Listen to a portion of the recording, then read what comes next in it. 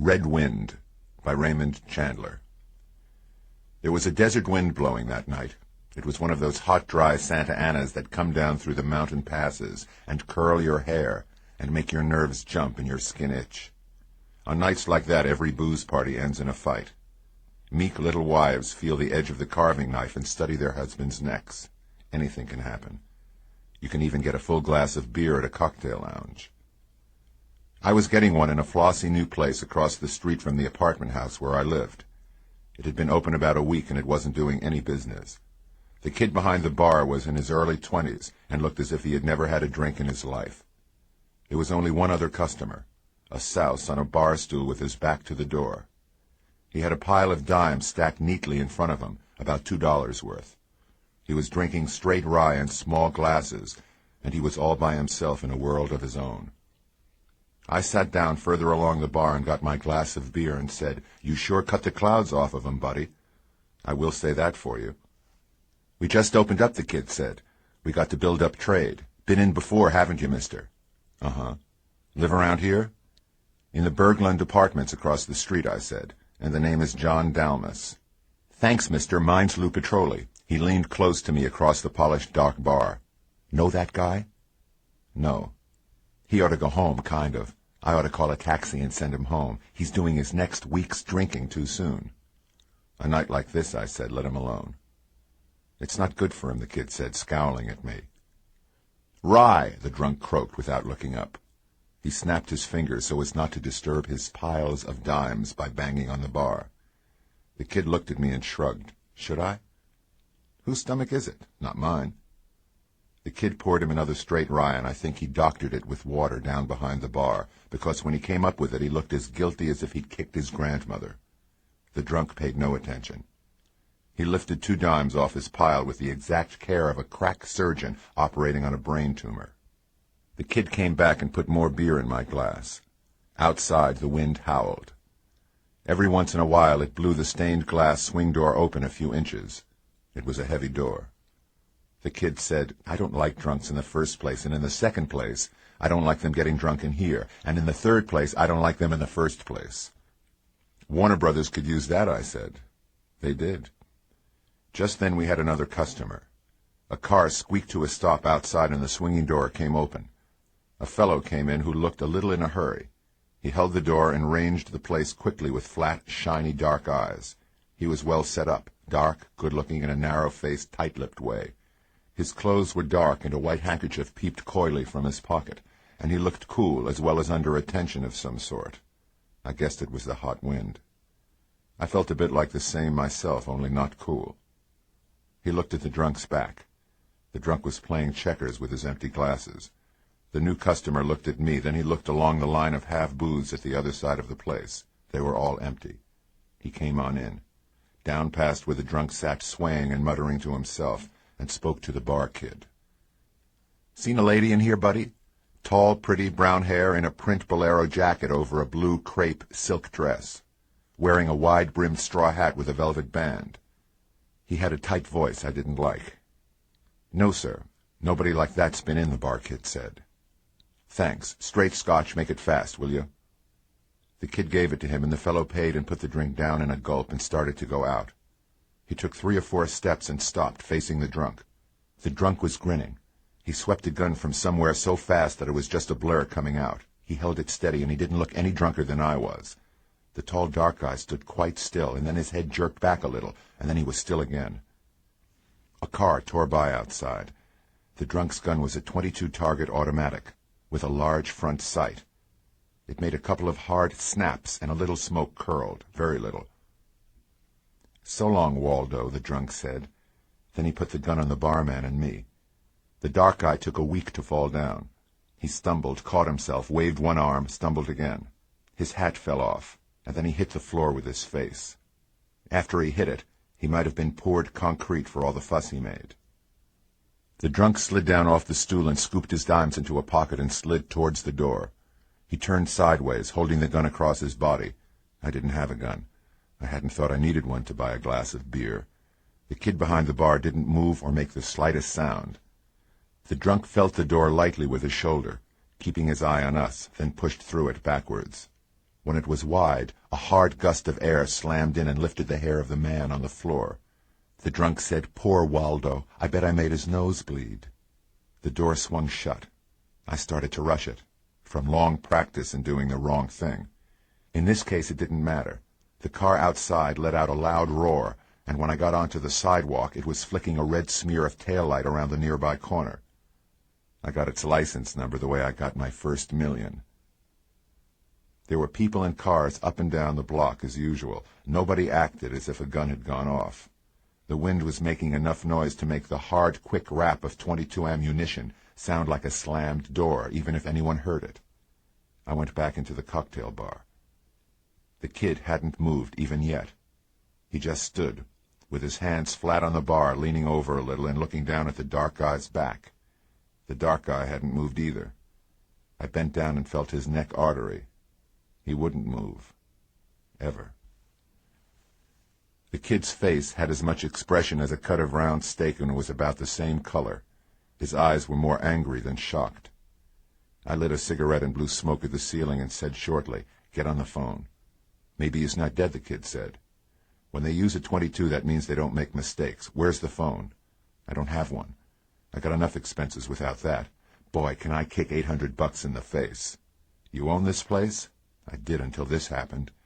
He pulled his white coat off and his apron and came around the inner end of the bar. "I'm locking the door," he said, taking keys out. He went out, swung the door to, and jiggled the lock from the outside until the bolt clicked into place. I bent down and rolled Waldo over. At first I couldn't even see where the shots went in. Then I could. A couple of tiny holes in his coat, over his heart. There was a little blood on his shirt.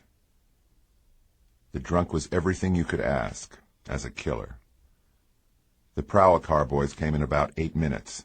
The kid, Lou Petroli, was back behind the bar by then. He had his white coat on again, and he was counting the money in the register and putting it in his pocket and making notes in a little book.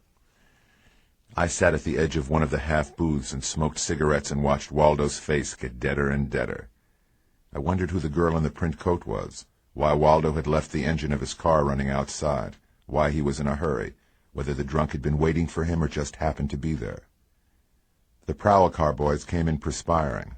They were the usual large size, and one of them had a flower stuck under his cap, and his cap on a bit crooked. When he saw the dead man, he got rid of the flower and leaned down to feel Waldo's pulse. "Seems to be dead," he said, and rolled him around a little more. "Oh, yeah, I see where they went in. Nice clean work. You two see him get it?" I said yes. The kid behind the bar said nothing. I told them about it, that the killer seemed to have left in Waldo's car. The cop yanked Waldo's wallet, went through it rapidly, and whistled. "Plenty jack and no driver's license." He put the wallet away. "Okay, we didn't touch him, see? Just a chance we could find did he have a car and put it on the air." "The hell you didn't touch him," Lou Petroli said. The cop gave him one of those looks. "Okay, pal," he said softly. "We touched him." The kid picked up a clean highball glass and began to polish it. He polished it all the rest of the time we were there. In another minute, a homicide fast wagon sirened up and screeched to a stop outside the door, and 4 men came in. 2 dicks, a photographer, and a laboratory man. I didn't know either of the dicks. You can be in the detecting business a long time and not know all the men on the big city force. One of them was a short, smooth, dark, quiet, smiling man with curly black hair and soft, intelligent eyes. The other was big, raw-boned, long-jawed, with a veined nose and glassy eyes. He looked like a heavy drinker. He looked tough, but he looked as if he thought he was a little tougher than he was. He shooed me into the last booth against the wall, and his partner got the kid up in front, and Bluecoats went out. The fingerprint man and photographer set about their work. A medical examiner came, stayed just long enough to get sore because there was no phone for him to call the morgue wagon. The short dick emptied Waldo's pockets and then emptied his wallet and dumped everything into a large handkerchief on a booth table. I saw a lot of currency, keys, cigarettes, another handkerchief, very little else. The big dick pushed me back into the end of the half-booth. "Give," he said. "I'm Copperneck, detective lieutenant." I put my wallet in front of him. He looked at it, went through it, tossed it back, made a note in a book. "John Dalmas, huh? A Seamus. You here on business?" "Drinking business," I said. "I live just across the street in the Bergland." "Know this kid up front?" "I've been in here once since he opened up." "See anything funny about him now?" "No." Takes it too light for a young fella, don't he? Never mind answering, just tell the story. I told it 3 times. Once for him to get the outline, once for him to get the details, and once for him to see if I had it too pat. At the end he said, "This dame interests me." And the killer called the guy Waldo, yet didn't seem to be any way sure he would be in. I mean, if Waldo wasn't sure the dame would be here, nobody could be sure Waldo would be here. That's pretty deep, I said. He studied me. I wasn't smiling. Sounds like a grudge job, don't it? Don't sound planned. No getaway except by accident. A guy don't leave his car unlocked much in this town. And the killer works in front of 2 good witnesses. I don't like that. I don't like being a witness, I said. The pay's too low. He grinned. His teeth had a freckled look. Was the killer drunk, really? With that shooting? No. Me too. Well, it's a simple job. The guy'll have a record, and he's left plenty of prints. Even if we don't have his mug here, we'll make him in ours. He had something on Waldo, but he wasn't meeting Waldo tonight. Waldo just dropped in to ask about a dame he had a date with and had missed connections on. It's a hot night, and this wind'd kill a girl's face. She'd be apt to drop in somewhere to wait. So the killer feeds Waldo 2 in the right place and scrams and don't worry about you boys at all. It's that simple. Yeah, I said. It's so simple it stinks, Kopernik said. He took his felt hat off and tousled up his ratty blonde hair and leaned his head on his hands. He had a long, mean horse face. He got a handkerchief out and mopped it, and the back of his neck and the back of his hands. He got a comb out and combed his hair. He looked worse with it combed, and put his hat back on. I was just thinking, I said. Yeah, what? This Waldo knew just how the girl was dressed, so he must have already been with her tonight. So what? Maybe he had to go to the can, and when he came back she'd gone. Maybe she changed her mind about him. That's right, I said. But that wasn't what I was thinking at all. I was just thinking that Waldo had described the girl's clothes in a way the ordinary man wouldn't know how to describe them. Printed bolero jacket over blue crepe silk dress. I didn't even know what a bolero jacket was. And I might have said blue dress or even blue silk dress, but never blue crepe silk dress. After a while 2 men came with a basket. Lou Petroli was still polishing his glass and talking to the short, dark Dick. We all went down to headquarters. Lou Petroli was all right when they checked on him. His father had a grape ranch near Antioch in Contra Costa County. He'd given Lou $1,000 to go into business, and Lou had opened a cocktail bar, neon sign and all, on 800 Flat. They let him go and told him to keep the bar closed until they were sure they didn't want to do any more printing. He shook hands all around and grinned and said he guessed the killing would be good for business after all, because nobody believed a newspaper account of anything, and people would come to him for the story and buy drinks while he was telling it. There's a guy won't ever do any worrying, Kopernik said when he was gone, over anybody else. Poor Waldo, I said. The prints any good?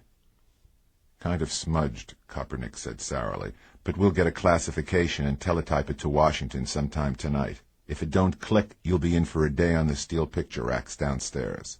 I shook hands with him and his partner, whose name was Ibarra, and left. They didn't know who Waldo was yet, either. Nothing in his pockets told. I got back to my street about 9 p.m. I looked up and down the block before I went into the Bergland. The cocktail bar was further down on the other side, dark, with a nose or 2 against the glass, but no real crowd. People had seen the law in the morgue wagon, but they didn't know what had happened, except the boys playing pinball games in the drugstore on the corner. They know everything, except how to hold a job. The wind was still blowing, oven-hot, swirling dust and torn paper up against the walls. I went into the lobby of the apartment house and rode the automatic elevator up to the 4th floor. I unwound the doors and stepped out, and there was a tall girl standing there waiting for the car. She had brown wavy hair under a wide-brimmed straw hat with a velvet band and loose bow. She had wide blue eyes and eyelashes that didn't quite reach her chin. She wore a blue dress that might have been crepe silk, simple in lines but not missing any cues. Over it she wore what might have been a print bolero jacket. I said, "Is that a bolero jacket?" She gave me a distant glance and made a motion as if to brush a cobweb out of the way. "Yes, would you mind? I'm rather in a hurry. I'd like—" I didn't move. I blocked her from the elevator. We stared at each other, and she flushed very slowly. "Better not go out on the street in those clothes," I said. "Why, how dare you?" The elevator clanked and started down again. I didn't know what she was going to say. Her voice lacked the edgy twang of a beer parlor frill. It had a light, soft sound like spring rain. "It's not a make," I said. "You're in trouble. If they come up to this floor in the elevator, you have just that much time to get off the hall. First take off the hat and the jacket and snap it up." She didn't move. Her face seemed to whiten a little behind the not-too-heavy makeup. "Cops," I said, "are looking for you. In those clothes. Give me the chance and I'll tell you why." She turned her head swiftly and looked back along the corridor. With her looks, I didn't blame her for trying one more bluff. "You're impertinent, whoever you are. I'm Mrs. Leroy in apartment 31. I can assure you that you're on the wrong floor," I said. "This is the 4th. The elevator had stopped down below. The sound of doors being wrenched open came up the shaft. Off," I rapped, "now." She switched her hat off and slipped out of the bolero jacket fast. I grabbed them and wadded them into a mess under my arm. I took her elbow and turned her, and we were going down the hall. "I live in 42, the front one across from yours, just a floor up. Take your choice. Once again, I'm not on the make." She smoothed her hair with that quick gesture like a bird preening itself, 10,000 years of practice behind it. "Mine," she said, and tucked her bag under her arm and strode down the hall fast. The elevator stopped at the floor below. She stopped when it stopped. She turned and faced me. "The stairs are back by the elevator shaft," I said gently. "I don't have an apartment," she said. "I didn't think you had." "Are they searching for me?" "Yeah, but they won't start gouging the block stone by stone before tomorrow, and then only if they don't make Waldo." She stared at me. "Waldo?" "Oh, you don't know Waldo," I said. She shook her head slowly. The elevator started down in the shaft again. Panic flicked in her blue eyes like a ripple on water. "No," she said breathlessly, "but take me out of this hall." We were almost at my door. I jammed the key in and shook the lock around and heaved the door inward. I reached in far enough to switch lights on. She went in past me like a wave. Sandalwood floated on the air, very faint. I shut the door, threw my hat into a chair, and watched her stroll over to a card table on which I had a chess problem set out that I couldn't solve. Once inside with the door locked, her panic had left her.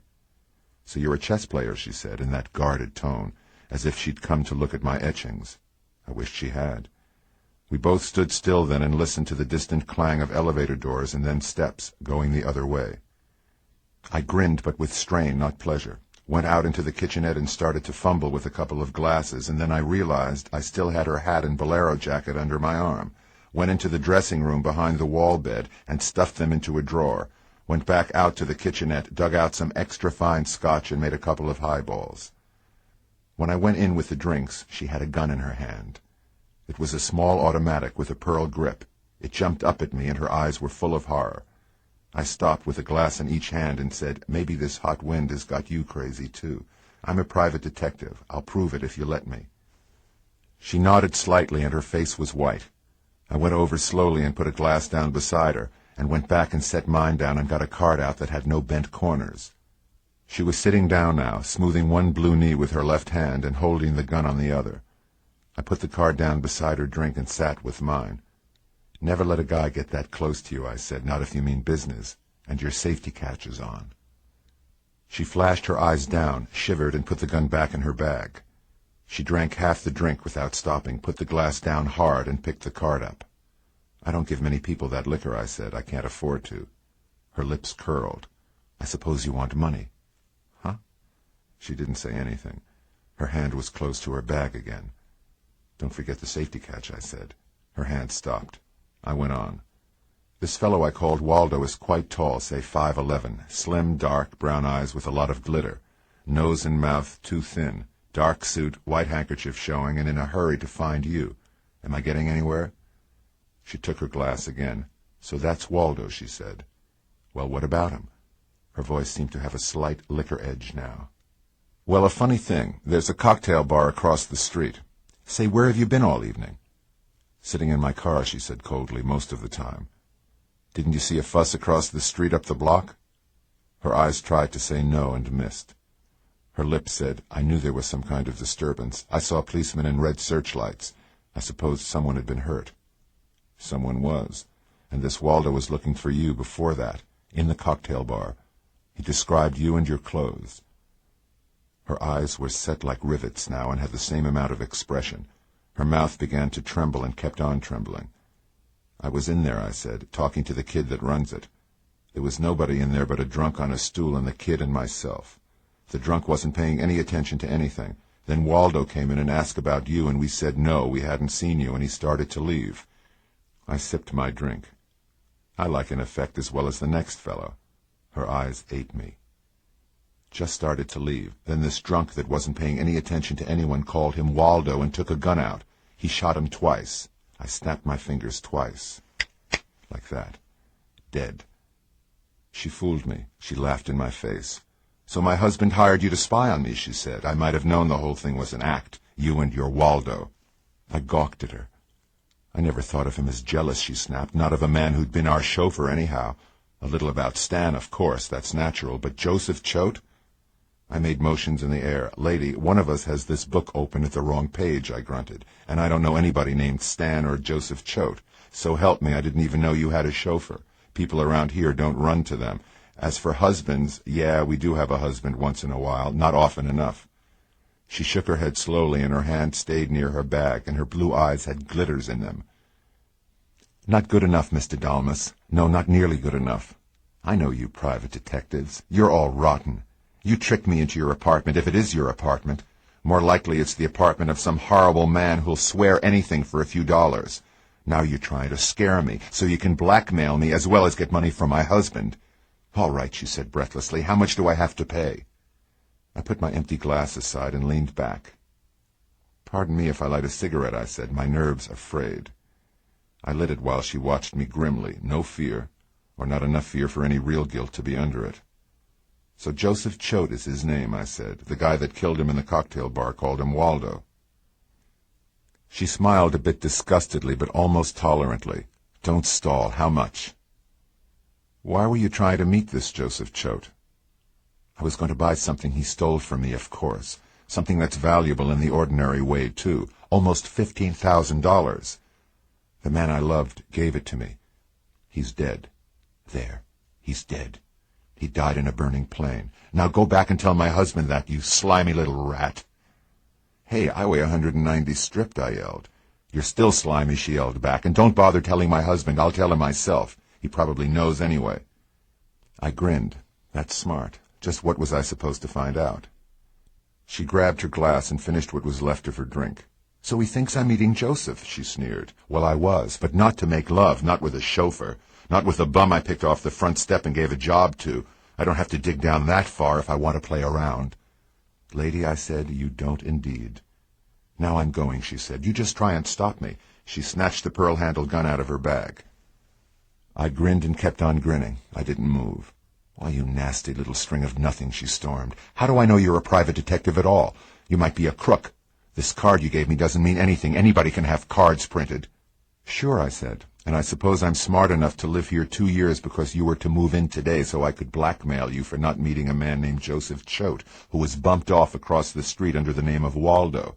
Have you got the money to buy this something that cost 15 grand?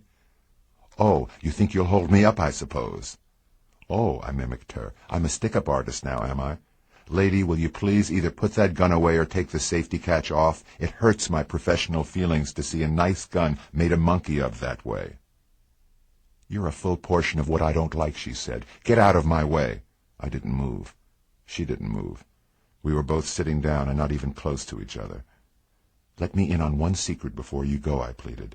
"What in hell did you take the apartment down on the floor below for? Just to meet a guy down on the street?" "Stop being silly," she snapped. "I didn't. I lied. It's his apartment. Joseph Choate's." She nodded sharply. "Does my description of Waldo sound like Joseph Choate?" She nodded sharply again. "All right. That's one fact learned at last. Don't you realize Waldo described your clothes before he was shot? When he was looking for you? That the description was passed on to the police, that the police don't know who Waldo is and are looking for somebody in those clothes to help tell them. Don't you get that much?" The gun suddenly started to shake in her hand. She looked down at it, sort of vacantly, slowly put it back in her bag. "I'm a fool," she whispered, "to even be talking to you." She stared at me for a long time, then pulled in a deep breath. "He told me where he was staying. He didn't seem afraid. I guess blackmailers are like that. He was to meet me on the street, but I was late. It was full of police when I got here, so I went back and sat in my car for a while. Then I came up to Joseph's apartment and knocked. Then I went back to my car and waited again. I came up here 3 times in all. The last time I walked up a flight to take the elevator. I'd already been seen twice on the 3rd floor. I met you. That's all. You said something about a husband, I grunted. Where's he? He's at a meeting. Oh, a meeting, I said nastily. My husband's a very important man. He has lots of meetings. He's a hydroelectric engineer. He's been all over the world. I'd have you know. Skip it, I said. I'll take him to lunch someday and have him tell me himself. Whatever Joseph had on you is dead stock now, like Joseph. She believed it at last. I hadn't thought she ever would, somehow. He's really dead, she whispered. Really? He's dead, I said. Dead, dead, dead. Lady, he's dead. Her face fell apart like a bride's pie crust. Her mouth wasn't large, but I could have got my fist into it at that moment. In the silence, the elevator stopped at my floor. Scream, I rapped, and I'll give you 2 black eyes. It didn't sound nice, but it worked. It jarred her out of it. Her mouth shut like a trap. I heard steps coming down the hall. We all have hunches. I put my finger to my lips. She didn't move now.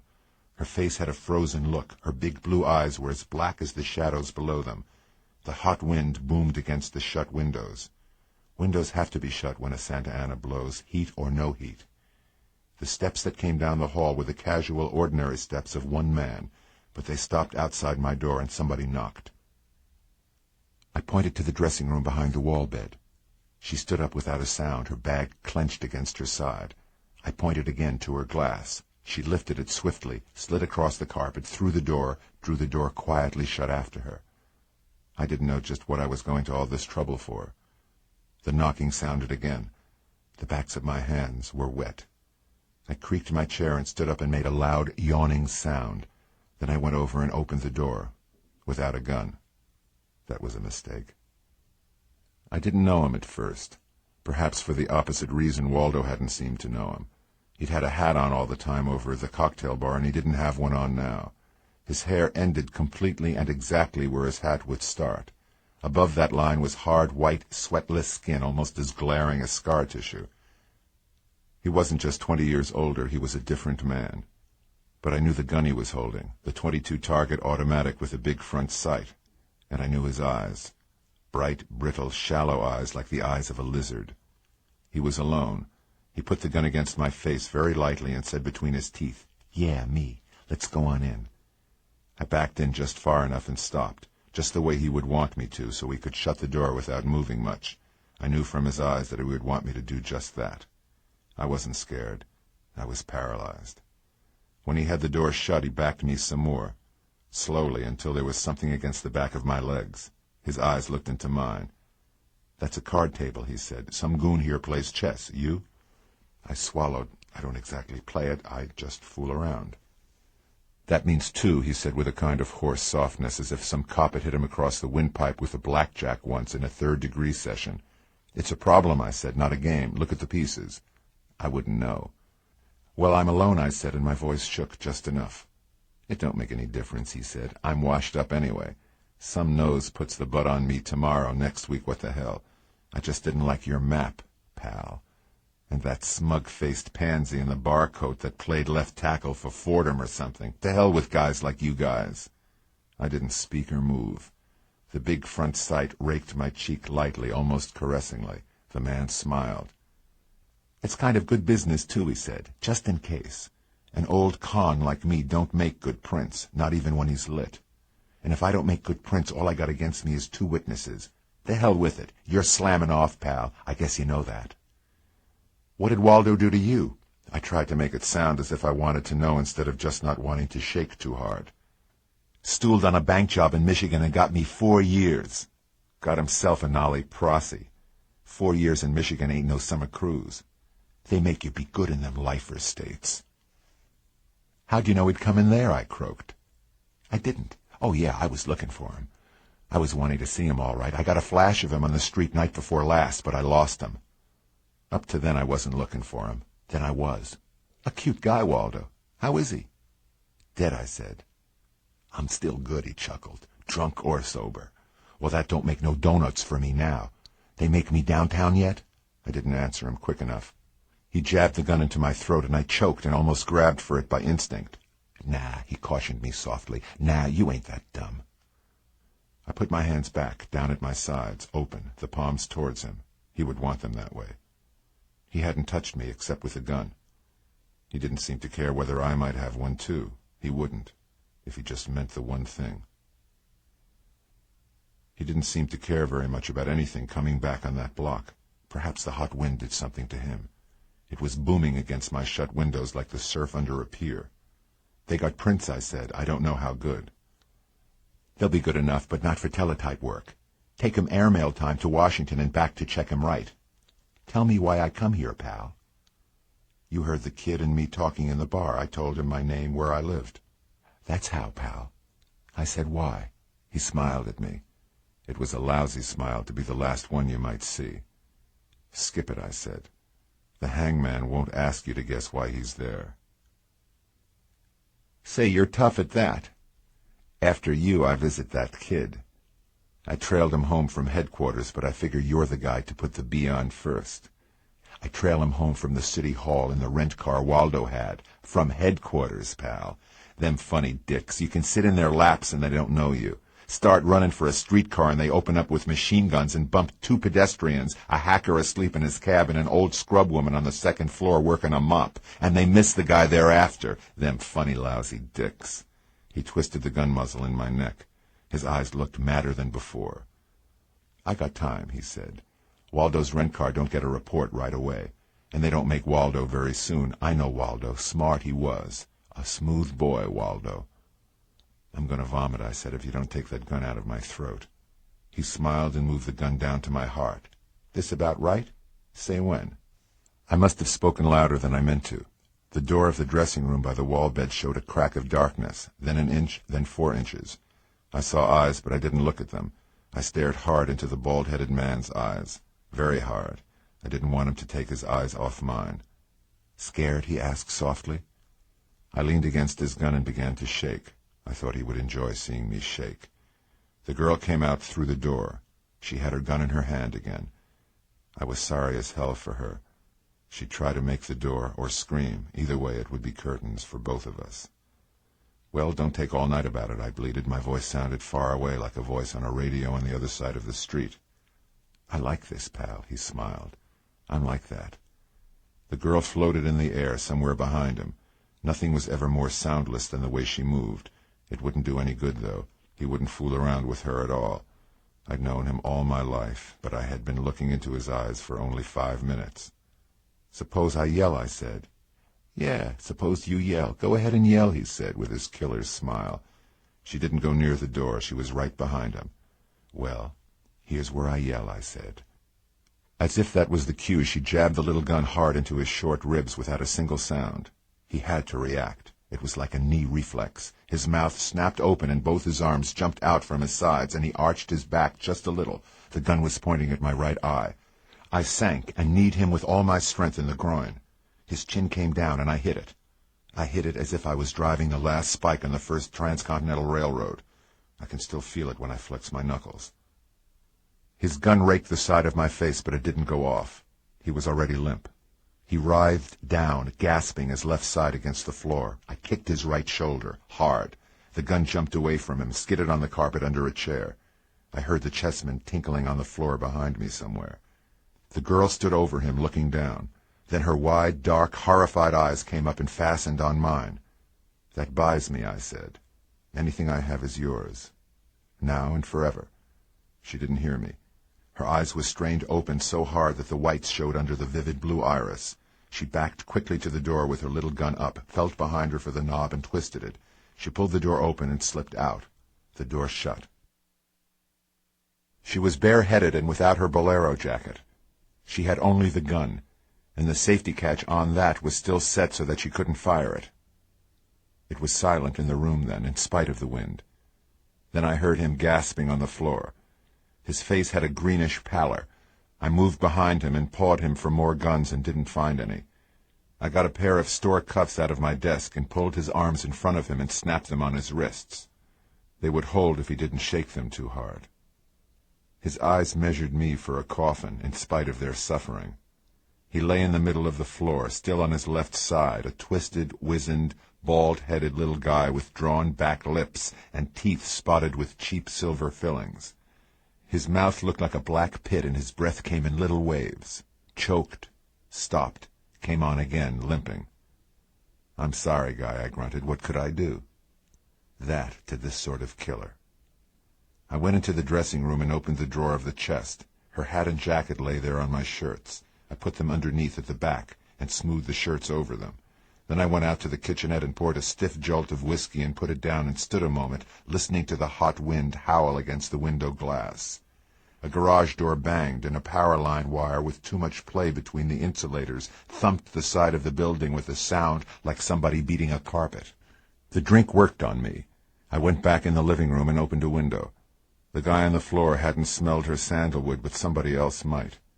I shut the window again, wiped the palms of my hands, and used the phone to dial headquarters. Kopernik was still there. His smart aleck voice said, "Yeah, Dalmas? Don't tell me. I bet you got an idea." "Make that killer yet?" "We're not saying, Dalmas. Sorry as hell and so on. You know how it is." "Okay, I don't care who he is. Just come and get him off the floor of my apartment." "Holy." Then his voice hushed and went down low. "Wait a minute now, wait a minute." A long way off I seemed to hear a door shut, then his voice again. "Shoot," he said softly. "Handcuffed," I said. "All yours. I had to knee him, but he'll be all right. He came here to eliminate a witness." Another pause. The voice was full of honey. "Now listen, boy, who else is in this with you?" "Who else? Nobody, just me." "Keep it that way, boy. All quiet, okay? Think I want all the bums in the neighborhood in here sightseeing?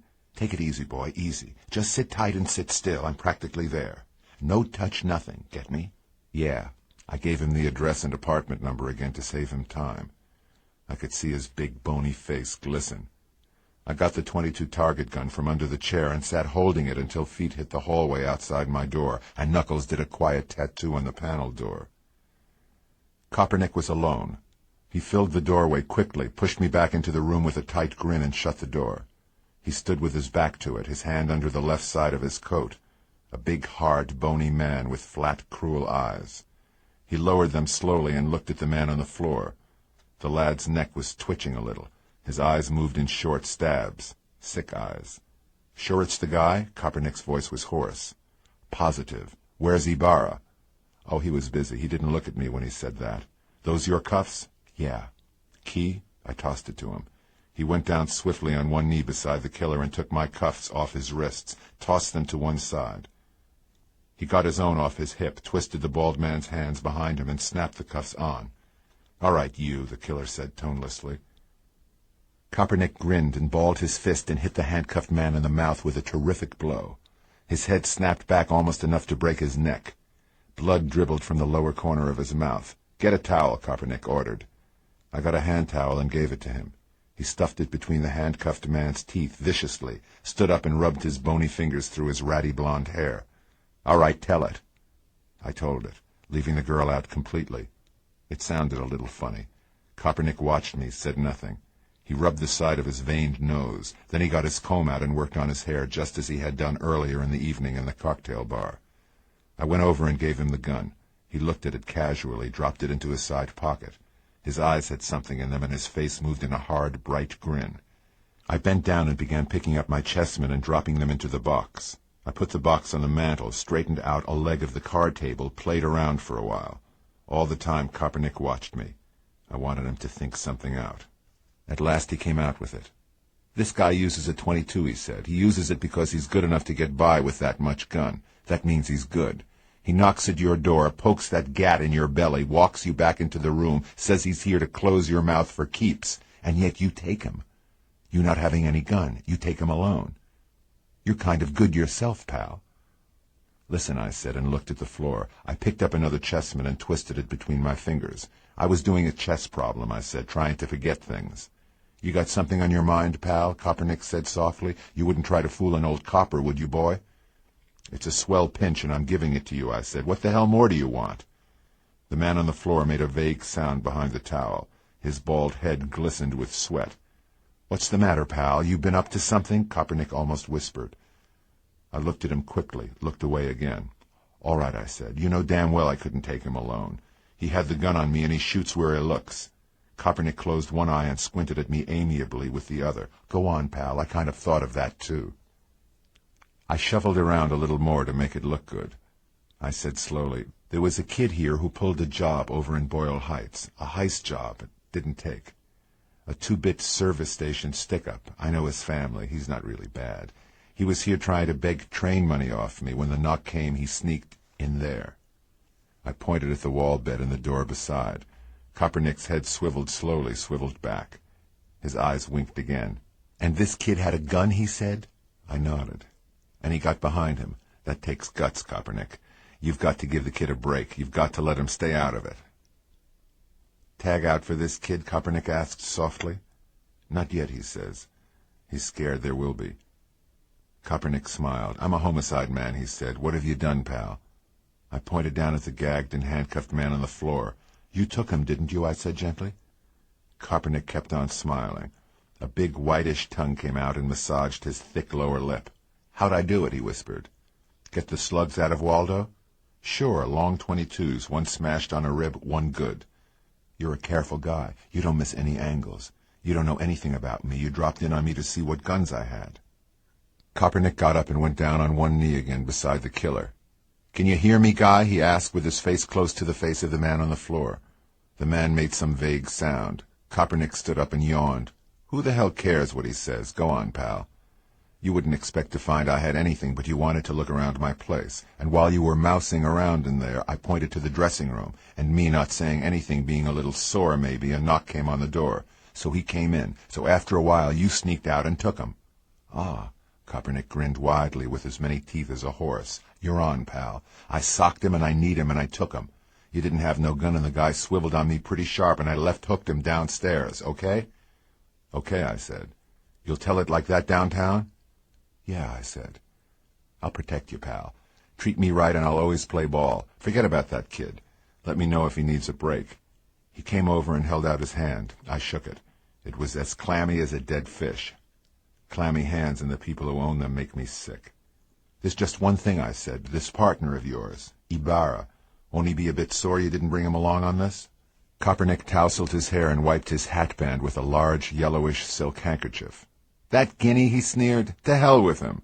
He came close to me and breathed in my face. No mistakes, pal, about that story of ours. His breath was bad. It would be. There were just 5 of us in the chief of detectives' office when Kaepernick laid it before them. A stenographer, the chief, Kaepernick, myself, Ibarra. Ibarra sat on a chair tilted against the side wall. His hat was down over his eyes, but their softness loomed underneath, and the small, still smile hung at the corners of the clean-cut Latin lips. He didn't look directly at Kaepernick. Kaepernick didn't look at him at all. Outside in the corridor there had been photos of Kaepernick shaking hands with me. Kaepernick with his hat on straight and his gun in his hand and a stern, purposeful look on his face. They said they knew who Waldo was, but they wouldn't tell me. I didn't believe they knew because the chief of detectives had a morgue photo of Waldo on his desk. A beautiful job, his hair combed, his tie straight, the light hitting his eyes just right to make them glisten. Nobody would have known it was a photo of a dead man with 2 bullet holes in his heart. He looked like a dance-hall chic, making up his mind whether to take the blonde or the redhead. It was about midnight when I got home. The apartment door was locked, and while I was fumbling for my keys, a low voice spoke to me out of the darkness. All it said was, please, but I knew it. I turned and looked at a dark Cadillac coupe parked just off the loading zone. It had no lights. Light from the street touched the brightness of a woman's eyes. I went over there. You're a darn fool, I said. She said, get in. I climbed in and she started the car and drove it 1.5 blocks along Franklin and turned down Kingsley Drive. The hot wind still burned and blustered. A radio lilted from an open, sheltered side window of an apartment house. There were a lot of parked cars, but she found a vacant space behind a small, brand-new Packard cabriolet that had the dealer's sticker on the windshield glass. After she jockeyed us up to the curb, she leaned back in the corner with her gloved hands on the wheel. She was all in black now, or dark brown, with a small, foolish hat. I smelled the sandalwood in her perfume. I wasn't very nice to you, was I? She said. All you did was save my life. What happened? I called the law and fed a few lines to a cop I don't like and gave him all the credit for the pinch, and that was that. That guy you took away from me was the man who killed Waldo. You mean you didn't tell them about me? Lady, I said again, all you did was save my life. What else do you want done? I'm ready, willing, and I'll try to be able. She didn't say anything or move. Nobody learned who you are from me, I said. Incidentally, I don't know myself. I'm Mrs. Frank C. Barsley, 212 Fremont Place, Olympia, 24596. Is that what you wanted?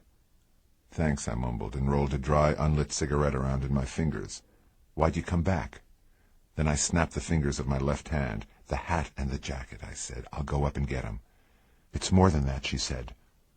I want my pearls. I might have jumped a little. It seemed as if there had been enough without pearls. A car tore by down the street going twice as fast as it should. A thin, bitter cloud of dust lifted in the street lights and whirled and vanished. The girl ran the window up quickly against it. All right, I said, tell me about the pearls. We've had a murder and a mystery woman and a mad killer and a heroic rescue and a police detective framed into making a false report. Now we'll have pearls.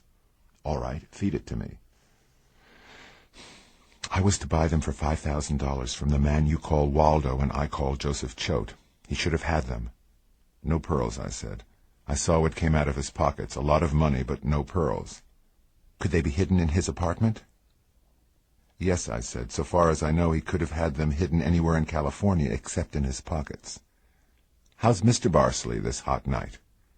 He's still downtown at his meeting, otherwise I couldn't have come. Well, you could have brought him, I said. He could have sat in the rumble seat. Oh, I don't know, she said. Frank weighs 200 pounds and he's pretty solid. I don't think he'd like to sit in the rumble seat, Mr. Dalmas. What the hell are we talking about anyway? She didn't answer. Her gloved hands tapped lightly, provokingly on the rim of the slender wheel. I threw the unlit cigarette out of the window, turned a little, and took hold of her. I was shaking when I let go of her. She pulled as far away from me as she could against the side of the car and rubbed the back of her glove against her mouth.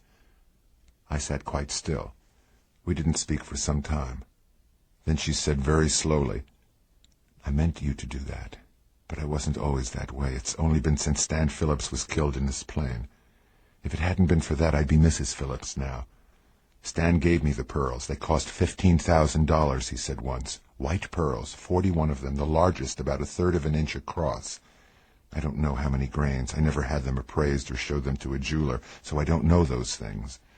But I loved them on Stan's account. I loved Stan, the way you do just the one time. Can you understand? What's your first name? I asked. Lola. Go on talking, Lola. I got another dry cigarette out of my pocket and fumbled it between my fingers, just to give them something to do. They had a simple silver clasp in the shape of a two-bladed propeller. There was one small diamond where the boss would be. That was because I told Frank they were store pearls I had bought myself.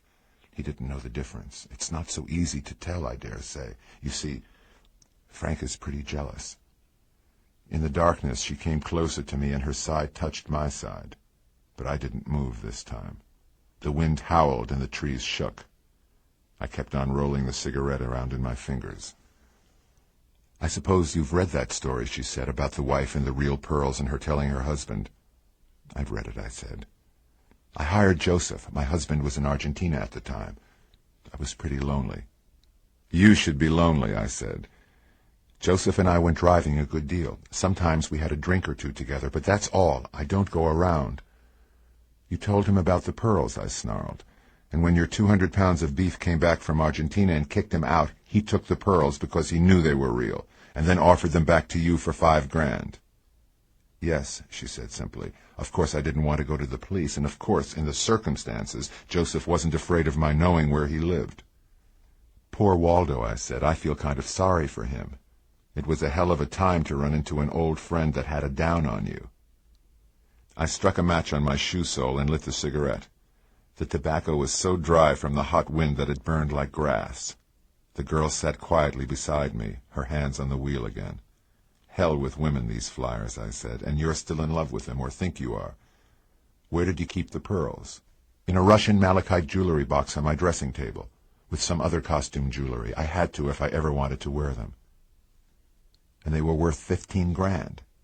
And you think Joseph might have hidden them in his apartment? 31, wasn't it? Yes, she said. I guess it's a lot to ask. I opened the door and got out of the car. I've been paid, I said. I'll go look. The doors in my apartment house were not very obstinate. The cops will find out where Waldo lived when they publish his photo, but not tonight, I guess. It's awfully sweet of you, she said. Shall I wait here? I stood with a foot on the running board, leaning in, looking at her. I didn't answer her question. I just stood there, looking in at the shine of her eyes. Then I shut the car door and walked up the street towards Franklin. Even with the wind shriveling my face, I could still smell the sandalwood in her hair and feel her lips. I unlocked the Berglund door, walked through the silent lobby to the elevator, and rode up to 3. Then I soft-footed along the silent corridor and peered down at the sill of apartment 31. No light. I rapped. The old light confidential tattoo of the bootlegger with the big smile and the extra deep hip pockets. No answer. I took the piece of thick, hard celluloid that pretended to be a window over the driver's license in my wallet and eased it between the lock and the jamb, leaning hard on the knob, pushing it towards the hinges. The edge of the celluloid caught the slope of the spring lock and snapped it back with a small, brittle sound, like an icicle breaking. The door yielded, and I went into near darkness. Street light filtered in and touched a high spot here and there. I shut the door and snapped the light on and just stood. There was a queer smell in the air. I made it in a moment, the smell of dark, cured tobacco. I prowled over to a smoking stand by the window and looked down at 4 brown butts, Mexican or South American cigarettes. Upstairs on my floor, feet hit the carpet and somebody went into a bathroom. I heard the toilet flush. I went into the bathroom of apartment 31. A little rubbish, nothing, no place to hide anything. The kitchenette was a longer job, but I only half searched. I knew there was no pearls in that apartment. I knew Waldo had been on his way out and that he was in a hurry and that something was riding him when he turned and took 2 bullets from an old friend. I went back to the living room and swung the wall bed and looked past its mirror side into the dressing room for signs of still current occupancy. Swinging the bed farther, I was no longer looking for pearls. I was looking at a man. He was small, middle-aged, iron-gray at the temples, with a very dark skin, dressed in a fawn-colored suit with a wine-colored tie. His neat little brown hands hung limply by his sides. His small feet in pointed, polished shoes pointed almost at the floor. He was hanging by a belt around his neck from the metal top of the bed. His tongue stuck out further than I thought it possible for a tongue to stick out. He swung a little, and I didn't like that, so I pulled the bed down and he nestled quietly between the 2 clamped pillows. I didn't touch him yet. I didn't have to touch him to know that he would be cold as ice. I went around him into the dressing room and used my handkerchief on drawer knobs. The place was stripped clean except for the light litter of a man living alone.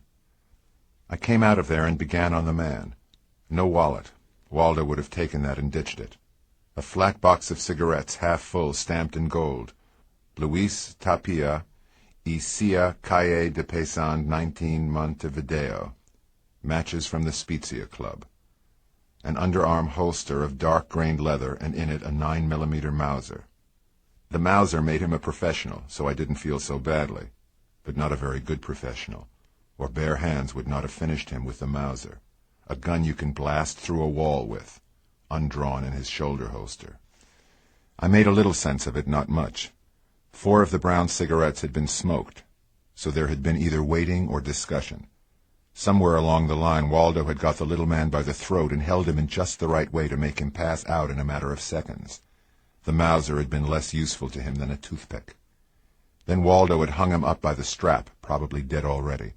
That would account for haste, for cleaning out the apartment, for Waldo's anxiety about the girl.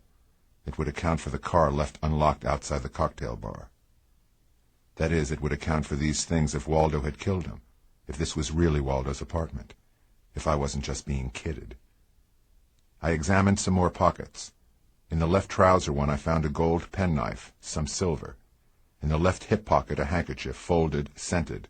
On the right hip another, unfolded but clean. In the right leg pocket 4 or 5 tissue handkerchiefs. A clean little guy. He didn't like to blow his nose on his handkerchief. Under these there was a small new keytainer, holding 4 new keys. car keys. Stamped in gold on the keytainer was "Compliments of R.H. Vogelsang, Inc., the Packard House." I put everything as I had found it, swung the bed back, used my handkerchief on knobs and other projections and flat surfaces, killed the light and poked my nose out the door. The hall was empty. I went down to the street and around the corner to Kingsley Drive. The Cadillac hadn't moved.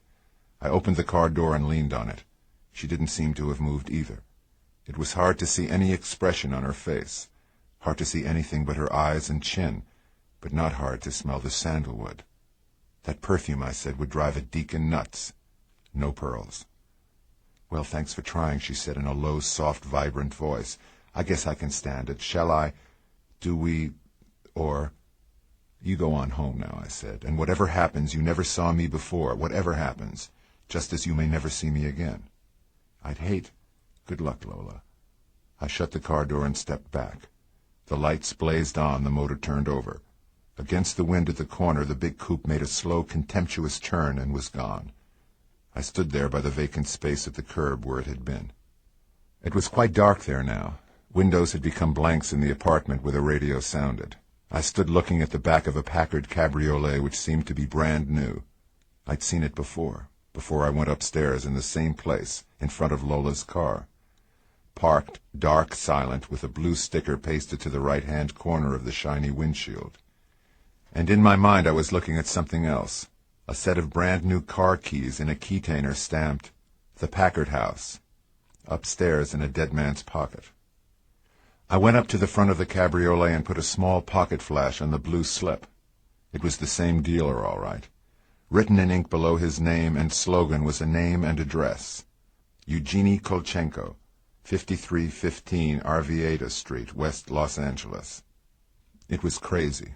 I went back up to apartment 31, jimmied the door as I had done before, stepped in behind the wall bed and took the keytainer from the trousers pocket of the neat brown dangling corpse.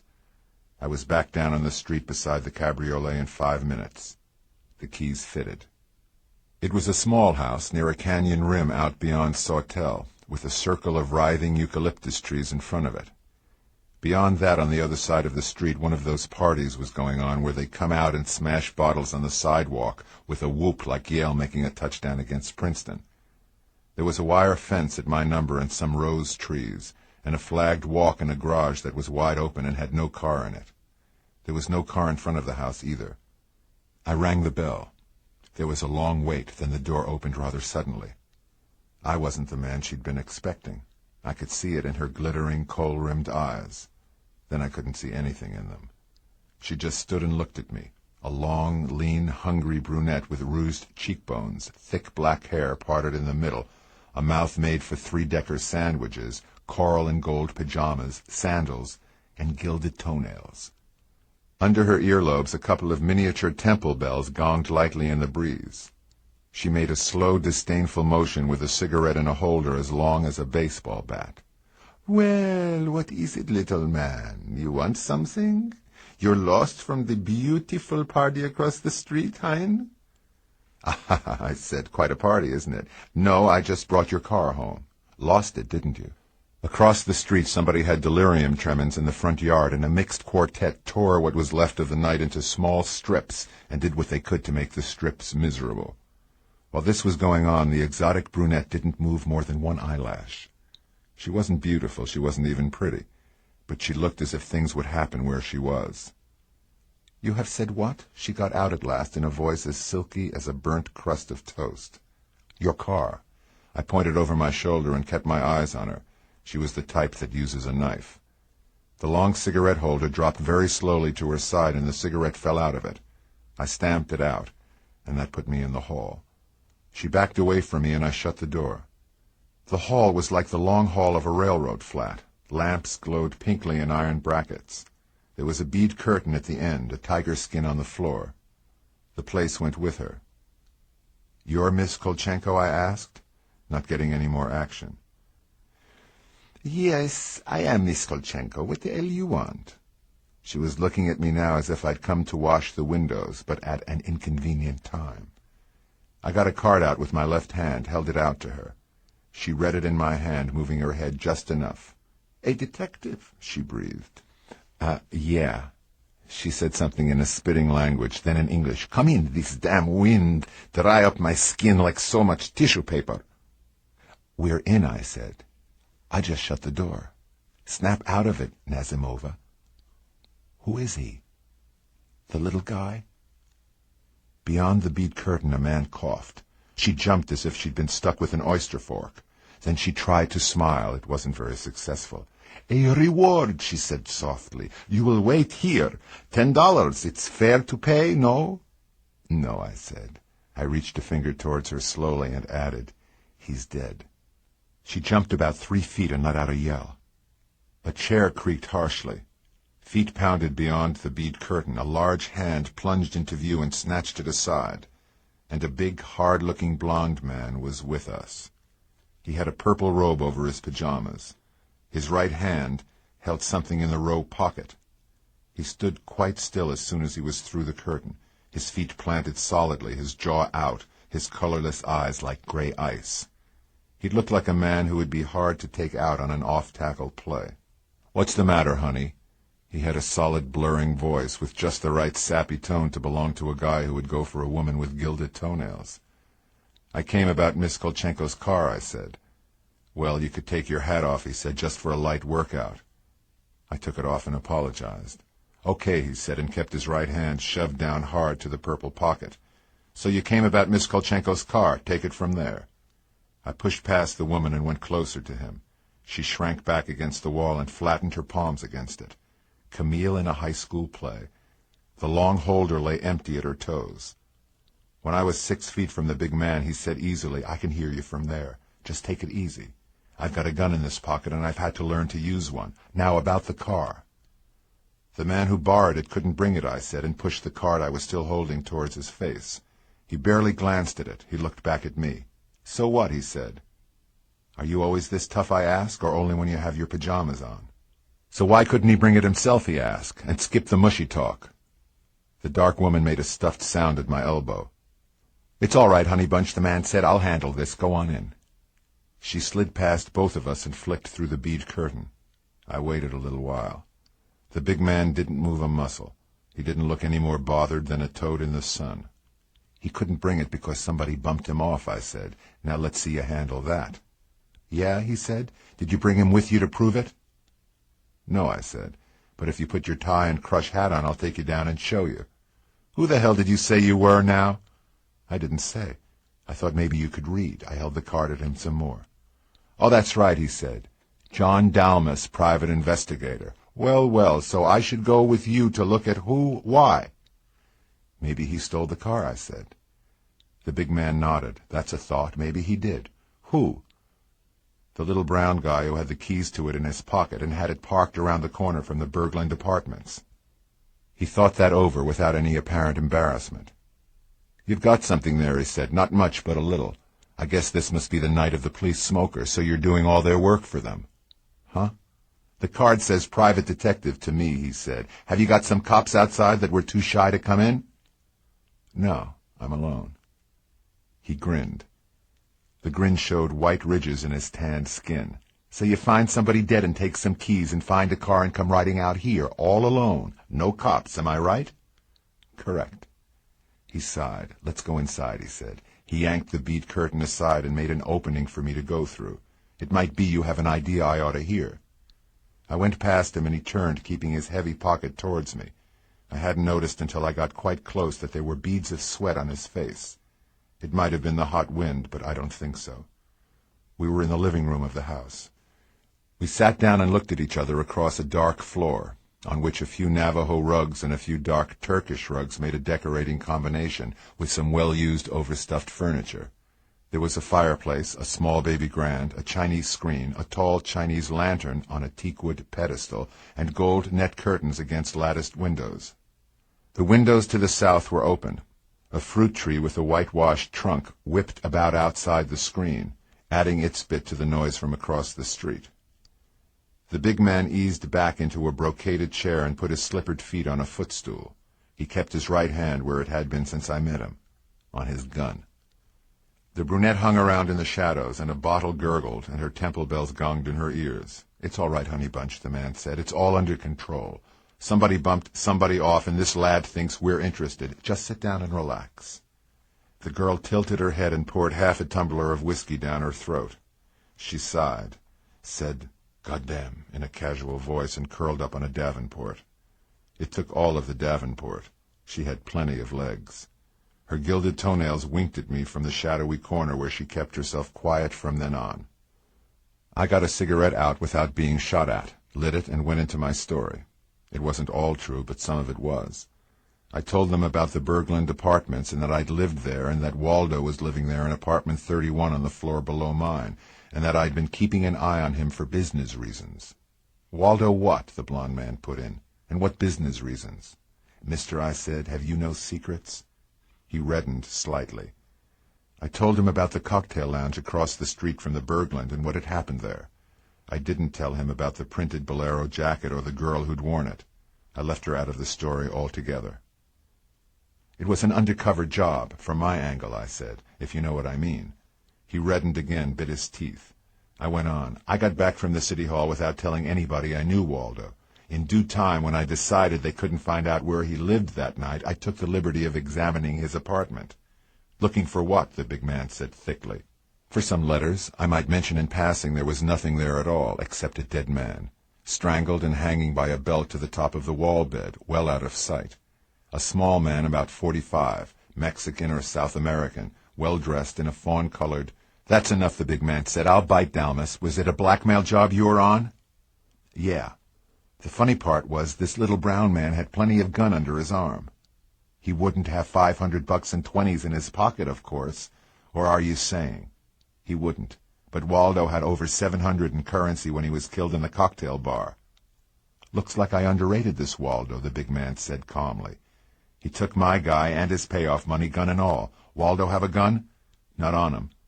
"Get us a drink, Honey Bunch," the big man said. "Yes, I certainly did sell this Waldo person shorter than a bargain counter shirt." The brunette unwound her legs and made 2 drinks with soda and ice. She took herself another gill without trimmings, wound herself back on the davenport. Her big glittering black eyes watched me solemnly. "Well, here's how," the big man said, lifting his glass in salute. "I haven't murdered anybody, but I've got a divorce suit on my hands from now on. You haven't murdered anybody the way you tell it, but you laid an egg down at police headquarters. What the hell? Life's a lot of trouble any way you look at it. I've still got Honey Bunch here. She's a white Russian I met in Shanghai. She's safe as a vault, and she looks as if she would cut your throat for a nickel. That's what I like about her. You get the glamour without the risk." "You talk damn foolish," the girl spat at him. "You look okay to me," the big man went on, ignoring her. "That is, for a keyhole peeper. Is there an out?" "Yeah, but it'll cost a little money." "I expected that. How much?" "Say another 500. "God damn, this hot wind make me dry like the ashes of love," the Russian girl said bitterly. 500 might do," the blond man said. "What do I get for it?" "If I swing it, you get left out of the story. If I don't, you don't pay." He thought it over. His face looked lined and tired now. The small beads of sweat twinkled in his short blond hair. "This murder will make you talk," he grumbled. "The second one, I mean. And I don't have what I was going to buy. And if it's a hush, I'd rather buy it direct." "Who was the little brown man?" I asked. "Name's Leon Valisanos, a Uruguayan. Another of my importations. I'm in a business that takes me a lot of places. He was working in the Spezia Club in Chiseltown. You know, the strip of Sunset next to Beverly Hills. Working on roulette, I think. I gave him the 500 to go down to this Waldo and buy back some bills for stuff Miss Kolchenko had charged to my account and delivered here. That wasn't bright, was it? I had them in my briefcase, and this Waldo got a chance to steal them. What's your hunch about what happened?" I sipped my drink and looked at him down my nose. "Your Uruguayan pal probably talked cut, and Waldo didn't listen good. Then the little guy thought maybe the Mauser might help his argument, and Waldo was too quick for him. I wouldn't say Waldo was a killer, not by intention. A blackmailer seldom is. Maybe he lost his temper, and maybe he just held on to the little guy's neck too long. Then he had to take it on the lam, but he had another date with more money coming up, and he worked the neighborhood looking for the party, and accidentally he ran into a pal who was hostile enough and drunk enough to blow him down." "There's a hell of a lot of coincidence in all this business," the big man said. "It's the hot wind," I grinned. Everybody's screwy tonight. For the 500, you guarantee nothing? If I don't get my cover up, you don't get your dough, is that it? That's it, I said, smiling at him. Screwy is right, he said, and drained his highball. I'm taking you up on it. There are just two things, I said softly, leaning forward in my chair. Waldo had a getaway car parked outside the cocktail bar where he was killed, unlocked with a motor running. The killer took it. There's always the chance of a kickback from that direction. You see, all Waldo's stuff must have been in that car, including my bills and your letters. Yeah, but the police are reasonable about things like that, unless you're good for a lot of publicity. If you're not, I think I can eat some stale dog downtown and get by. If you are, that's the second thing. What did you say your name was? The answer was a long time coming. When it came, I didn't get as much kick out of it as I thought I would. All at once, it was too logical.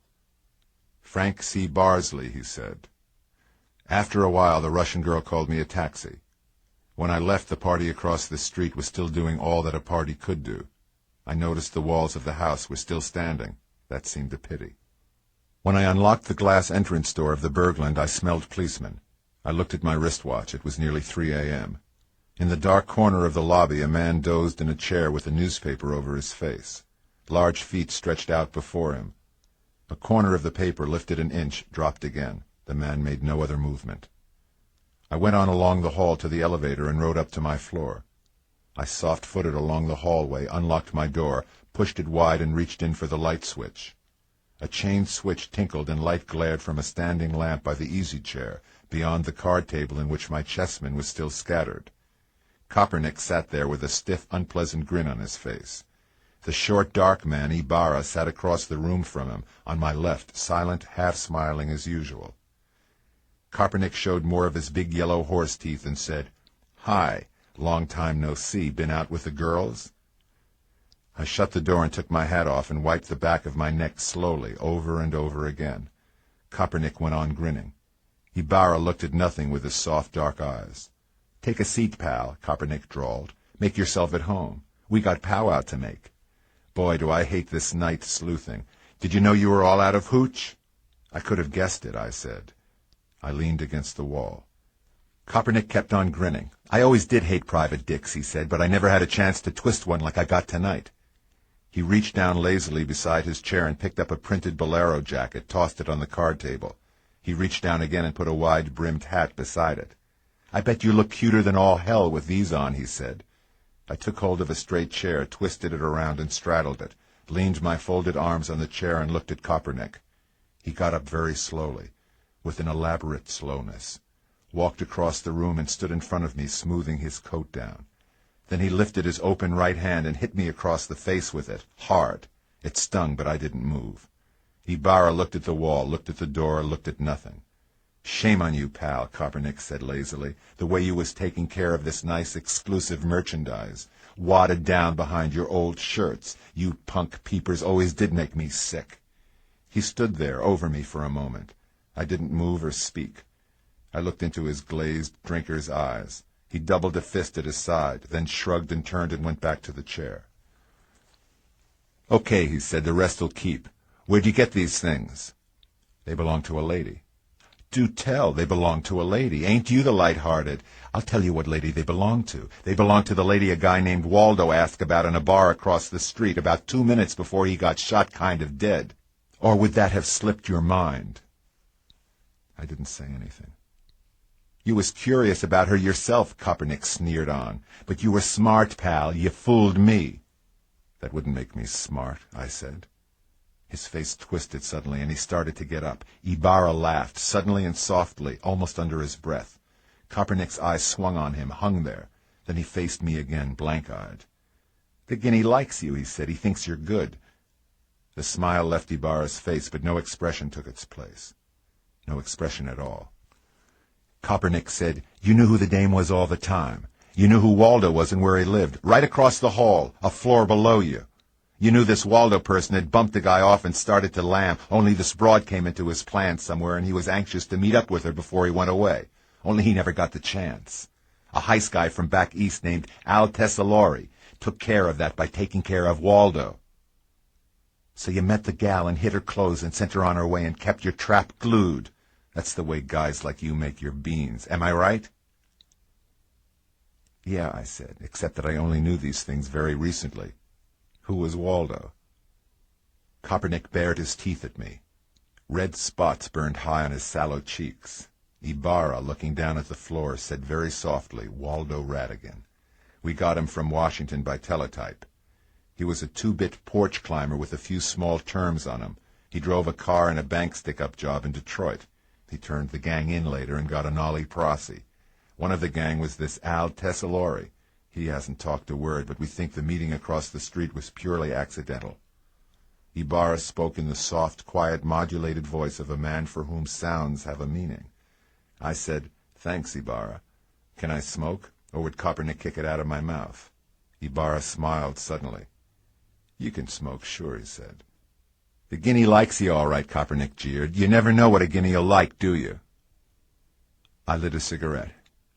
Ibarra looked at Kopernik and said very softly, "The word Guinea, you overwork it. I don't like it so well applied to me." "The hell with what you like, Guinea." Ibarra smiled a little more. "You are making a mistake," he said. He took a pocket nail file out and began to use it, looking down. Kopernik blared. "I smelled something rotten on you from the start, Dalmas. So when we made these 2 mugs, Ibarra and me think we'll drift over and dabble a few more words with you. I bring one of Waldo's morgue photos. Nice work. The light just right in his eyes. His tie all straight and a white handkerchief showing just right in his pocket. Nice work. So on the way up, just as a matter of routine, we rout out the manager here and let him lamp it. And he knows the guy. He's here as A.B. Hummel, apartment 31. So we go in there and find a stiff. Then we go round and round with that. Nobody knows him yet, but he's got some swell finger bruises under that strap, and I hear they fit Waldo's fingers very nicely." "That's something," I said. "I thought maybe I murdered him." Kopernik stared at me for a long time. His face had stopped grinning and was just a hard, brutal face now. "Yeah, we got something else even," he said. "We got Waldo's getaway car, and what Waldo had in it to take with him." I blew cigarette smoke, jerkily. The wind pounded the shut windows. The air in the room was foul. "Oh, we're bright boys," Kopernik sneered. "We never figured you with that much guts. Take a look at this." He plunged his bony hand into his coat pocket and drew something up slowly over the edge of the card table, drew it along the green top and left it there stretched out, gleaming. A string of white pearls, with a clasp like a 2-bladed propeller. They shimmered softly in the thick, smoky air. Lola Barsley's pearls. The pearls the flyer had given her. The guy who was dead. The guy she still loved. I stared at them, but I didn't move. After a long moment, Kopernik said almost gravely, "Nice, ain't they? Would you feel like telling us a story about now, Mr. Dalmas?" I stood up and pushed the chair from under me, walked slowly across the room and stood looking down at the pearls. The largest was perhaps 1/3 of an inch across. They were pure white, iridescent with a mellow softness. I lifted them slowly off the card table from beside her clothes. They felt heavy, smooth, fine. "Nice," I said. "A lot of the trouble was about these." "Yeah, I'll talk now. They must be worth a lot of money." Ibarra laughed behind me. It was a very gentle laugh. "About $100, he said. "They're good phonies, but they're phony." I lifted the pearls again. Kopernik's glassy eyes gloated at me. "How do you tell?" I asked. "I know pearls," Ibarra said. "These are good stuff, the kind women very often have made on purpose as a kind of insurance, but they are slick like glass. Real pearls are gritty between the edges of the teeth. Try." I put 2 or 3 of them between my teeth and moved my teeth back and forth, then sideways, not quite biting them. The beads were hard and slick. "Yes, they are very good," Ibarra said. "Several even have little waves and flat spots as real pearls might have." "Would they cost 15 grand if they were real?" I asked. "See, probably. That's hard to say. It depends on a lot of things." "This Waldo wasn't so bad," I said. Kopernik stood up quickly, but I didn't see him swing. I was still looking down at the pearls. His fist caught me on the side of the face against the molars. I tasted blood at once. I staggered back and made it look like a worse blow than it was. "Sit down and talk, you," Kopernik almost whispered. I sat down and used a handkerchief to pat my cheek. I licked at the cut inside my mouth. Then I got up again and went over and picked up the cigarette he'd knocked out of my mouth. I crushed it out in a tray and sat down again. Ibarra filed at his nails and held one up against the lamp. There were beads of sweat on Kopernik's eyebrows at the inner ends. "You found the beads in Waldo's car," I said, looking at Ibarra. "Find any papers?" He shook his head without looking up. "I believe you," I said. "Here it is. I never saw Waldo until he stepped into the cocktail bar tonight and asked about the girl. I knew nothing I didn't tell. When I got home and stepped out of the elevator, this girl in the printed bolero jacket and the wide hat and the blue silk crepe dress, all as he had described them, was waiting for the elevator, here on my floor, and she looked like a nice girl." Kopernik laughed jeeringly. It didn't make any difference to me. I had him cold. All he had to do was know that. He was going to know it now, very soon. "I knew what she was up against as a police witness," I said, "and I suspected there was something else to it, but I didn't suspect for a minute that there was anything wrong with her. She was just a nice girl in a jam, and she didn't even know she was in a jam. I got her in here. She pulled a gun on me, but she didn't mean to use it." Kopernik sat up very suddenly, and he began to lick his lips.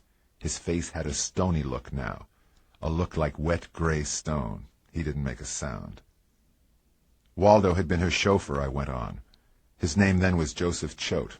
Her name is Mrs. Frank C. Barsley. Her husband is a big hydroelectric engineer. Some guy gave her the pearls once, and she told her husband they were just store pearls. Waldo got wise somehow. There was a romance between them, and when Barsley came home from South America and fired him because he was too good-looking, he lifted the pearls." Ibarra lifted his head suddenly, and his teeth flashed. "You mean he didn't know they were phony? I thought he fenced the real ones and had imitations fixed up," I said. Ibarra nodded. "It's possible." "He lifted something else," I said. "Some stuff from Barsley's briefcase that showed he was keeping a woman out in Brentwood. He was blackmailing wife and husband both, without either knowing about the other. Get it so far?" "I get it," Kopernik said harshly between his tight lips. His face was still wet gray stone. "Get the hell on with it." "Waldo wasn't afraid of them," I said. "He didn't conceal where he lived. That was foolish, but it saved a lot of finagling if he was willing to risk it. The girl came down here tonight with $5,000 to buy back her pearls. She never met Waldo. She came up here to look for him and walked up a floor before she went back down. A woman's idea of being cagey. So I met her. So I brought her in here. So she was in that dressing room when Al Tessalori visited me to rub out a witness. I pointed to the dressing room door. So she came out with her little gun and stuck it in his back and saved my life," I said. Kopernik didn't move. There was something horrible in his face now. Ibarra slipped his nail file into a small leather case and slowly tucked it into his pocket. "Is that all?" he asked gently. I nodded. "Except that she told me where Waldo's apartment was, and I went in there and looked for the pearls. I found the dead man. In his pocket I found new car keys in a case from a Packard agency, and down the street I found the Packard and took it to where it came from, Barsley's kept woman. Barsley had sent a friend from the Spezia Club down to buy something, and he tried to buy it with his gun instead of the money Barsley gave him, and Waldo beat him to the punch." "Is that all?" Ibarra asked softly. "That's all," I said, licking the torn place on the inside of my cheek. Ibarra said slowly, "What do you want?" Kopernik's face convulsed, and he slapped his long, hard thigh. "This guy is good," he jeered. "He falls for a stray broad and breaks every law in the book, and you ask him what does he want. I'll give him what he wants, Guinea." Ibarra turned his head slowly and looked at him. "I don't think you will," he said. "I think you'll give him a clean bill of health and anything else he wants. He's giving you a lesson on police work." Kopernik didn't move or make a sound for a long minute. None of us moved.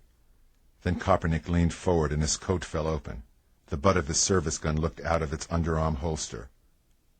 "So what do you want?" he asked me. "What's on the card table there? The jacket and hat and the phony pearls, and some names kept away from the papers. Is that too much?" "Yeah, it's too much," Kopernik said almost gently. He swayed sideways, and his gun jumped neatly into his hand. He rested his forearm on his thigh and pointed the gun at my stomach. "I like better that you get a slug in the guts resisting arrest," he said. "I like that better because of a report I made out on Al Tessalori's arrest and how I made the pinch, because of some photos of me that are in the morning sheets going out about now. I like it better that you don't live long enough to laugh about that baby." My mouth felt suddenly hot and dry. Far off I heard the wind booming. It seemed like the sound of guns.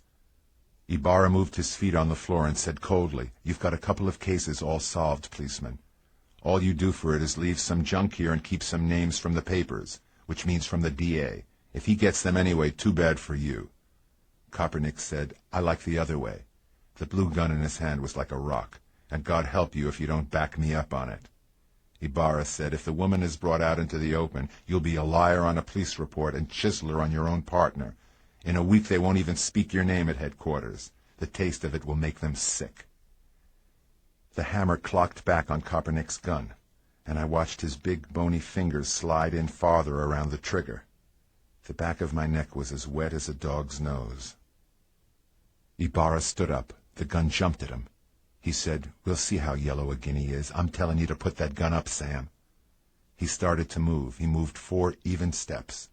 Kopernik was a man without a breath of movement, a stone man. Ibarra took one more step, and quite suddenly the gun began to shake. Ibarra said evenly, "Put it up, Sam. If you keep your head, everything lies the way it is. If you don't, you're gone." He took one more step. Kopernik's mouth opened wide and made a gasping sound, and then he sagged in the chair as if he'd been hit on the head. His eyelids drooped. Ibarra jerked the gun out of his hand with a movement so quick it was no movement at all. He stepped back quickly, held the gun low at his side. "It's the hot wind, Sam. Let's forget it," he said in the same even, almost dainty voice. Kopernik's shoulders sagged lower and he put his face in his hands. "Okay," he said between his fingers.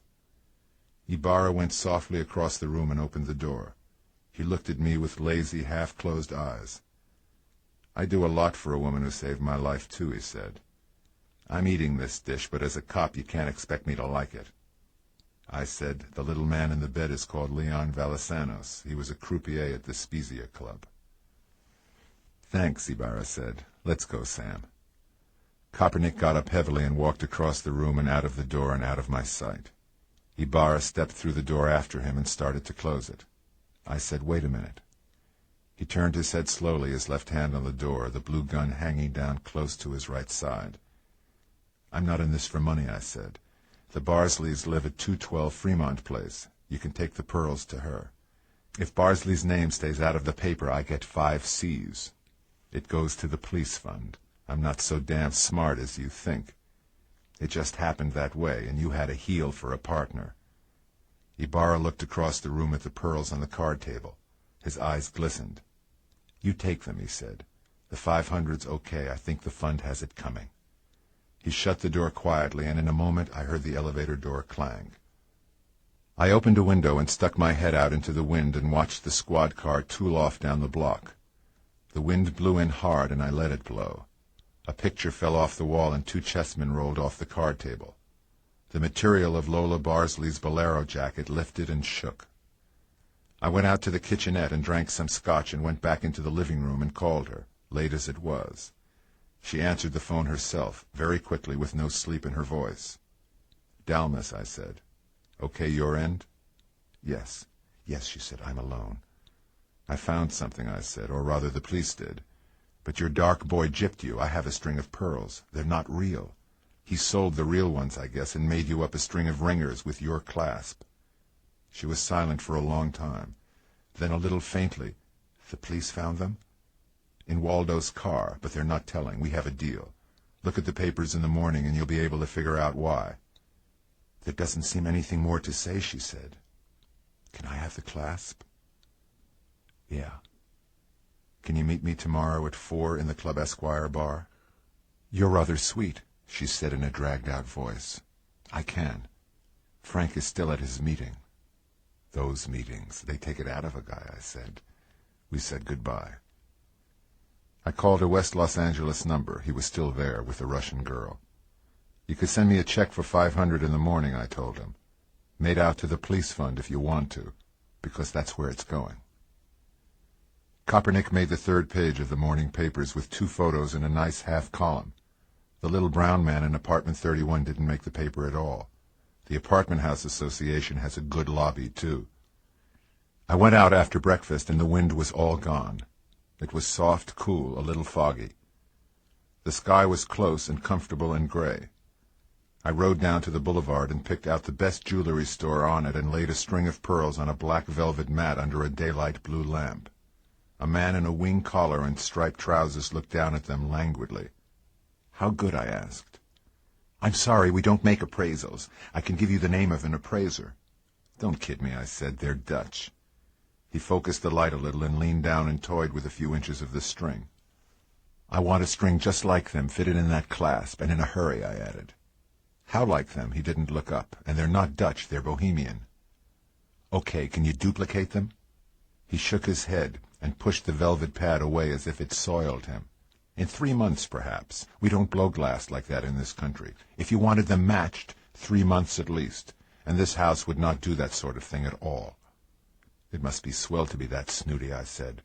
I put a card under his black sleeve. "Give me a name that will. And not in 3 months, and maybe not exactly like them." He shrugged, went away with the card, came back in 5 minutes and handed it back to me. There was something written on the back. The old Levantine had a shop on Melrose, a junk shop with everything in the window from a folding baby carriage to a French horn, from a mother-of-pearl lorgnette in a faded plush case to one of those 44 special single-action six-shooters they still make for Western peace officers whose grandfathers were tough. The old Levantine wore a skull cap and 2 pairs of glasses and a full beard. He studied my pearls, shook his head sadly, and said, "For $20, almost so good. Not so good, you understand, not so good glass." "How like will they look?" He spread his firm, strong hands. "I'm telling you the truth," he said. "They would not fool a baby." "Make them up," I said, "with this clasp. And I want the others back too, of course." "Yeah, 2 o'clock," he said. Leon Velisanos, the little brown man from Uruguay, made the afternoon papers. He'd been found hanging in an unnamed apartment. The police were investigating. At 4 o'clock I walked into the long, cool bar of the Club Esquire and prowled along the row of booths until I found one where a woman sat alone. She wore a hat like a shallow soup plate with a very wide edge, a brown tailor-made suit with a severe mannish shirt and tie. I sat down beside her and slipped a parcel along the seat. "You don't open that," I said. "In fact, you can slip it into the incinerator as it is if you want to." She looked at me with dark, tired eyes. Her fingers twisted a thin glass that smelled of peppermint. "Thanks." Her face was very pale. I ordered a highball and the waiter went away. "Read the papers?" "Yes." "You understand now about this fellow Kopernik who stole your act? That's why they won't change the story or bring you into it." "It doesn't matter now," she said. "Thank you all the same. Please, please show them to me."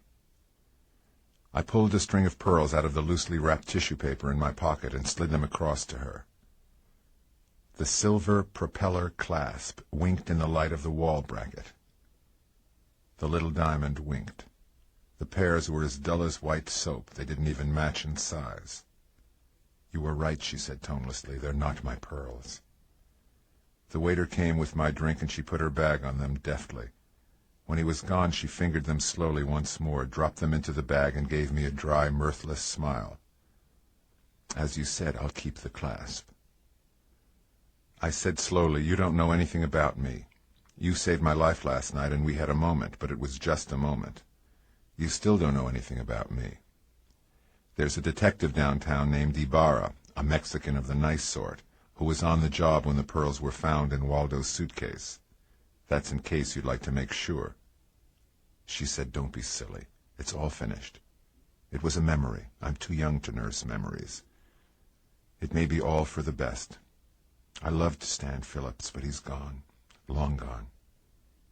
I stared at her, didn't say anything.